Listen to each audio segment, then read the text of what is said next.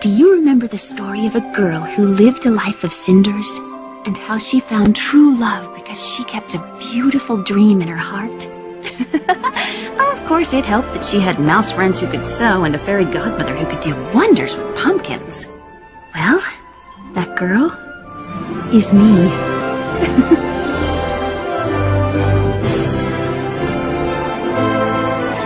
What a perfectly perfect life. It's a fairy tale come true. I'm a princess and a wife, all because I fit a shoe when I dreamed of love. Oh, what a wonderfully perfectly perfect year. Before their fairy tale wedding, not everything was perfectly perfect for Kate and William. The couple split up at least half a dozen times over 8 years. Kate was even dubbed Waity Katie by the British tabloids as she waited patiently for her prince to pop the question.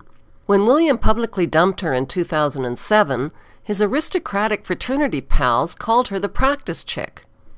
After years of splits, reconciliations, and will they won't they speculation, William finally slid a ring onto Kate's finger. It was the used ring that belonged to his deceased mother, the same ring she wore during her doomed and loveless marriage to William's two-timing father, Prince Charles. William, on the other hand, refused to wear a wedding band and stayed as ringless as a bachelor. A husband's refusal to wear a wedding band is a big no-no for most women.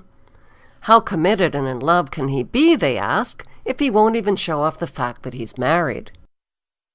Even if their 8-year on-again, off-again relationship wasn't perfectly perfect, at least their fairy tale wedding would be perfectly perfect. The couple set their wedding date for April 29, 2011. Coincidentally, it was the exact same day as Hitler's wedding day, and it marked the 66th anniversary of Hitler's marriage to Eva Braun. Yes, everything was perfectly perfect until the balcony kiss that royal wedding watchers waited for breathlessly. That magical moment was stolen by a 3-year-old flower girl, whose sour expression cast a giant shadow over the royal kiss. The flower girl is the daughter of Lady Rose Astor, and she is also Prince William's goddaughter. Kate finally bent down and whispered something like, "Put on a happy face and get used to it. You're ruining everything." Why is the pouting flower girl important enough to be named Prince William's goddaughter? Because she's an Astor. Fritz Springmeier identifies the Astors as one of the 13 satanic bloodlines who made billions from opium, slave trading, and loan sharking. His book gives reference documentation of their criminal history. Many within these unsavory power circles were on the wedding guest list, like James Rothschild of the Rothschild-Bankster dynasty.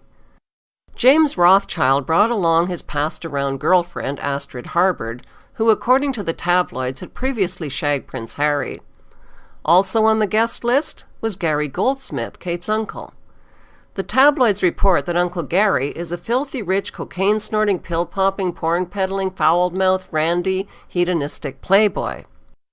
Here's Kate's uncle at the wedding, popping pills with his female escort. Uncle Gary Goldsmith is the younger brother of Kate's mother, Carol Goldsmith.